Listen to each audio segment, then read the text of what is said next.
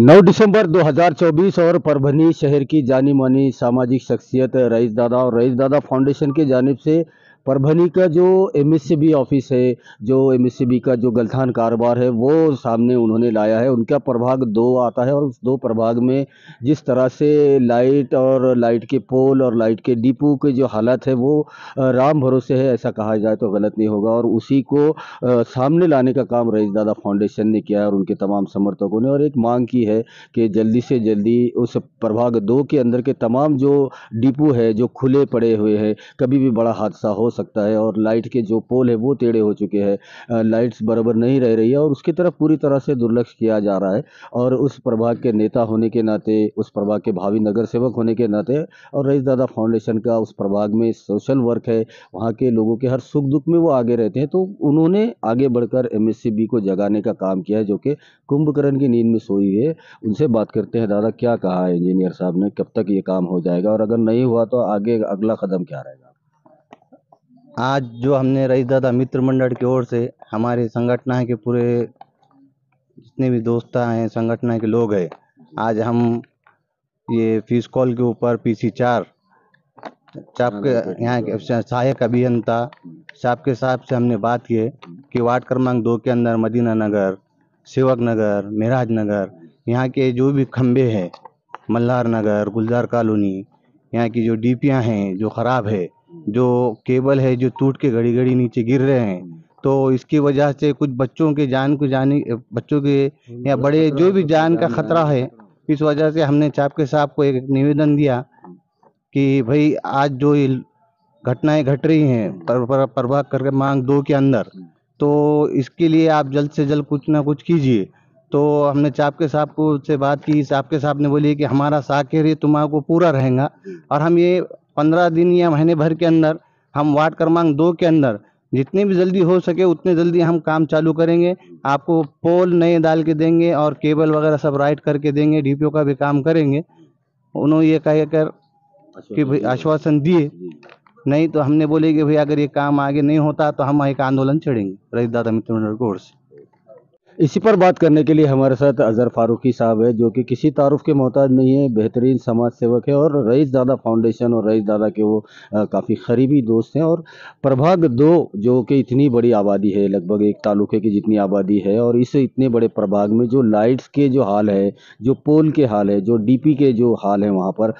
उनको देखते हुए यहाँ पर रईस दादा फाउंडेशन ने आगे बढ़कर इसे यहाँ पर जो चापके साहब है, जो चापके साहब है इंजीनियर, उनको इन तमाम बातों से अवगत कराया है रईस दादा फाउंडेशन की ओर से। अजहर भाई, क्या कहेंगे? ये अगर इन्होंने 15 दिन में ये काम नहीं किया तो अगला कदम रहेगा आपका, वो आंदोलन का रहेगा, जैसा रईस दादा ने बताया। क्या लगता है आपको, ये होगा जल्द से जल्द काम? क्योंकि अभी तक वहाँ पर ये काम नहीं हुआ है, कई बड़े हादसे हो सकते हैं, क्योंकि उस प्रभाग में छोटे बच्चे हैं और गरीब आबादी भी है, कोई वहाँ पर देखने वाला नहीं है। तो रईस दादा फाउंडेशन आगे आया है, क्या कहेंगे?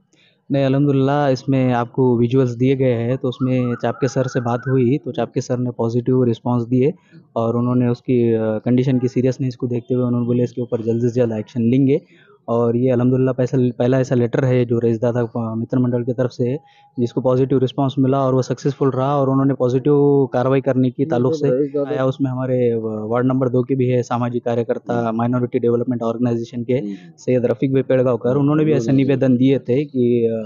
ये है बोल के, पर काम होना मकसद है लोगों का। तो उन जो रईस दादा मित्र मंडल का अभी जो जिसको दनका बोलेंगे वो हिसाब से उन्होंने लेटर लिए, तो अभी सर ने बोले पॉजिटिव इसमें बताई कि कार्रवाई होंगी और जो भी झुके वाले पोल है, ख़राब वायर है जिसकी वजह से जान का माल का कुछ ऐसा नुकसान होने का धोखा है, तो उन्होंने बोले बिल्कुल इसके ऊपर आड़ा घालने के वास्ते हम कार्रवाई करके आपके इस कंप्लेन का सॉल्यूशन निकाल के देंगे, बोले सॉर्ट आउट करके देंगे। और अगर ऐसा नहीं होता इन फ्यूचर तो सब मिलकर जो भी लोग हैं ये एक लोकशाही मार्ग से आंदोलन छेड़ेंगे।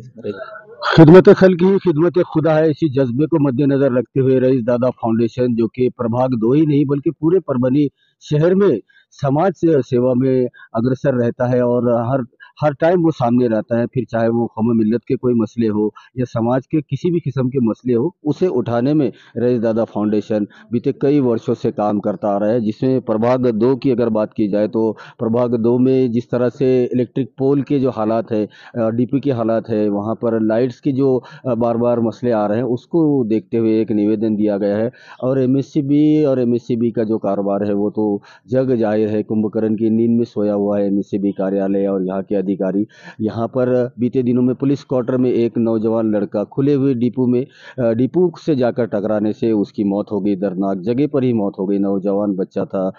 मुस्लिम समाज का, पुलिस क्वार्टर के अंदर। इस साइड से कुत्ता उसके आंख पे आ गया और दूसरे साइड से वो डीपी के ऊपर जाके गिरने से उसकी जगह पर मौके पर ही मौत हो गई। तो परभनी शहर में एमएससीबी का ऐसे हाल है तो महानगर पालिका भी पीछे नहीं है। शहर में इंसानों से ज़्यादा कुत्ते नज़र आ रहे हैं और एमएससीबी का बिल पहले आ जाता है, लाइट बाद में आती है। लेकिन यहाँ पर तारीफ़ करनी होगी रईस दादा फाउंडेशन की, जिन्होंने एमएससीबी को जगाने का काम किया और उन्हें आश्वासन भी मिला है कि जल्द से जल्द प्रभाग 2 के तमाम जो काम है वो पूरे किए जाएंगे। अगर वो नहीं होते हैं तो एक बड़ा आंदोलन रईस दादा फाउंडेशन आगे आने वाले दिनों में करेगा, ऐसा खुद रईस दादा इन्होंने बताया है। वीडियो जर्नलिस्ट अब्दुल के साथ परभनी अपडेट न्यूज़ के लिए मैं कलीम खुर्शीद।